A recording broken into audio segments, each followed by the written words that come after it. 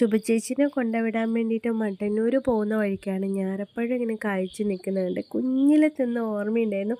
Nostalgia. നാവല്ല നീല നിറാകുന്നത്. പിന്നെ ഒന്നും വിചാരിച്ചില്ല. അതൊക്കെ തല്ലിപ്പെറുക്കി ഞങ്ങളെല്ലാവരും കൂടിയിട്ട് ഒരു കവറിലൊക്കെ ആക്കി കഴുകി തിന്നു തുടങ്ങി. നാവൊക്കെ നല്ല നീല നിറമായി. ഭയങ്കര ടേസ്റ്റി ആയിരുന്നു. ടേസ്റ്റി മീൻസ് അതിൻ്റെ ഒരു ടേസ്റ്റ് ഒരു പ്രത്യേക ടേസ്റ്റ് തന്നെയല്ലേ. ഒരു കാരച്ചുവയുണ്ടെങ്കിലും അത് തിന്നുമ്പോൾ എന്തോ ഒരു പ്രത്യേക സുഖമുണ്ട്. പിന്നെ നമുക്കൊക്കെ കുട്ടിക്കാലത്തെ ചില ഓർമ്മയിലേക്ക് നൊസ്റ്റാൾജിയയിലൊക്കെ ഈ പഴം കൊണ്ടുപോകാറില്ലേ. എന്നെ അങ്ങനെ കൊണ്ടുപോയി. എനിക്ക് ആദ്യമായിട്ട് ഇത് തന്ന ഒരു കൂട്ടുകാരൻ അനിൽ, അവനിപ്പോൾ ജീവിച്ചിരിപ്പില്ല. അപ്പോൾ ഒരു ചെറിയ സങ്കടമൊക്കെ വന്നു. ചെറിയ സങ്കടമല്ല, അതൊക്കെ വലിയ നഷ്ടങ്ങളാണ്. അങ്ങനെ കുറച്ച് നൊസ്റ്റാൾജിയൊക്കെ ഇതിൻ്റെ പുറകിലുണ്ടായിരുന്നു.